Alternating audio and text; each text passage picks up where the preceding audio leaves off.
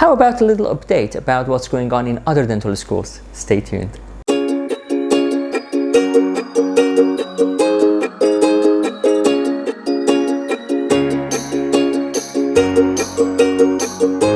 Hello ladies and gentlemen, my name is Reza Roudsari. I'm the Director of Undergraduate Education at the School of Dentistry, University of Manchester, and thanks a lot for joining me on this episode of Manchester Molars.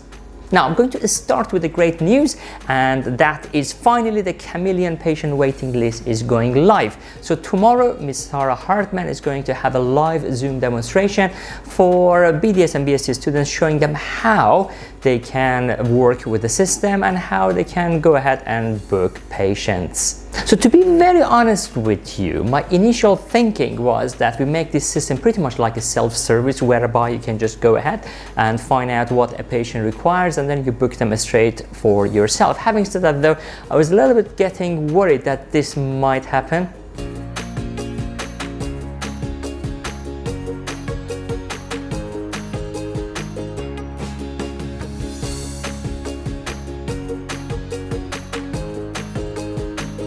So to make this fair to all the dental students, what we're going to go ahead and do is every session we're going to have a designated tutor who you can go to and request a patient to be allocated to your name. So the whole process is very straightforward. The only thing is one of the tutors will also have got a little overall control over how many patients each students are taking. Now, our very own Professor Anne-Marie Glennie represents Manchester at the Dental School Council. I thought it's going to be a great idea that we have an exclusive interview with her to find out what's going on. Hi Anne-Marie, how are you today? Hi, I'm fine, thanks Reza. How are you? Thanks a lot. I'm very well, thank you very much. First of all, thank you so much for accepting my invitation to come on to Manchester Molars. And now, you're representing Manchester on Dental School Council. Would you like to give us some update of what is happening nationally, please? Yeah, so the Dental School Council meet monthly, and it's all the dental schools across the UK.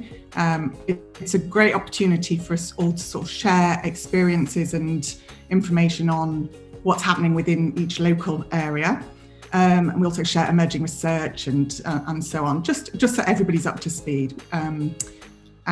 They've been hugely supportive at Dental School Council in trying to lobby for additional funding to support students getting back into clinic.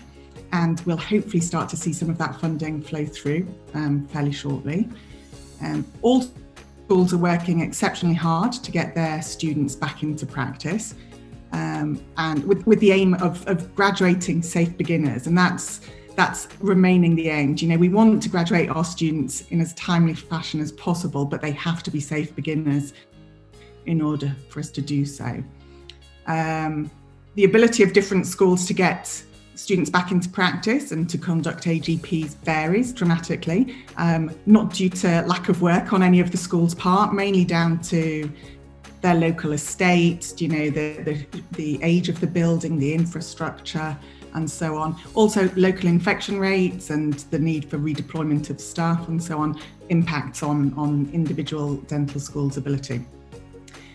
Despite the age of our dental hospital, so we do have quite an old building, but we're really lucky at Manchester that our ground floor clinic has got very good ventilation, which has meant we have been really lucky in being able to get our students back into practice and doing AGPs. Some schools aren't as lucky as us and haven't yet managed to get students back doing AGPs or doing very, very limited AGPs. So we have to be thankful for that. Even with the good ventilation, it still takes an awful lot of hard work, as I'm sure you're aware, Reza, to ensure that all the relevant infection control procedures are put in place, they're communicated, they're adhered to. So I guess we have to really thank all staff and students for making sure that those clinics are running as smoothly as possible and are safe. Ultimately, we don't want patients, staff or students in clinics that aren't safe. So we're ensuring that's the case all the time.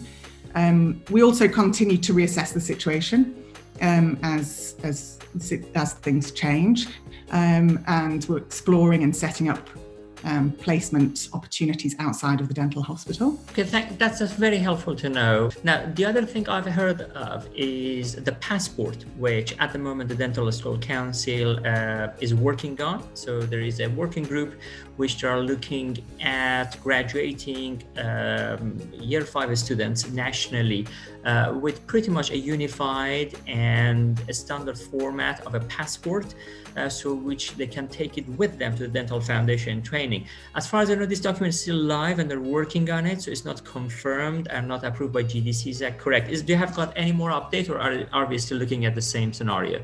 We're still looking at the same scenario. It's pretty much as you describe, Reza. It's that unified document, so that all graduates across the country are going on into foundation training, and further with a unified document that outlines their capabilities, their ability to do the job, and that will be underpinned by data that each individual school can provide to demonstrate that they are able to do that job.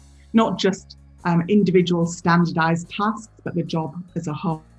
And that data will vary from school to school because the curriculum varies from school to school. So we just need to be able to demonstrate that our data supports the achievements we're saying our students have achieved.